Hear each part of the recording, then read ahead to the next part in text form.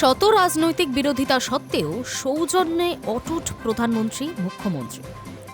বাংলার জননেত্রী মমতা বন্দ্যোপাধ্যায়ের জন্মদিনে শুভেচ্ছা জানাতে ভুললেন না প্রধানমন্ত্রী নরেন্দ্র মোদী। সোমবার সকালেই সোশ্যাল মিডিয়ায় মমতা দিদি সম্বোধন করে সুস্বাস্থ্য ও দীর্ঘায়ু কামনা করেছেন। সরকারি নথি অনুযায়ী মুখ্যমন্ত্রীর জন্মদিন ৫ই জানুয়ারি। এই দিনই তাকে শুভেচ্ছা জানান জাতীয় স্তরের রাজনীতিকরাও। ১৯৯৫ সালের ৫ই জানুয়ারি জন্ম তার। সেই হিসেবে এবছর ৭১ পা রাখলেন জননেত্রী। কিন্তু বয়স বাড়লেও পথে নেমে রাজনীতি করার ক্ষেত্রে এখনও তিনি হেলায় হারাতে পারেন বহু যুবকে।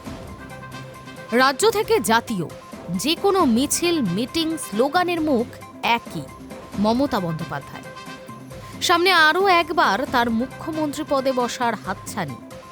২৬-এর বিধানসভা নির্বাচনে বিপুল সংখ্যক ভোটে জিতে আবারও তিনি সরকার গঠন করতে চলেছেন বলেই আশাবাদী মমতার ঘনিষ্ঠ মহল। তবে সরকারি হিসেবে ৫ই জানুয়ারি মমতা বন্দ্যোপাধ্যায়ের জন্মদিন হলেও তার জন্ম সম্পূর্ণ অন্য সময়। নিজের লেখা একান্তে বইয়ের ৮৪ নম্বর পাতায় সেই কথা উল্লেখ করেছেন মুখ্যমন্ত্রী।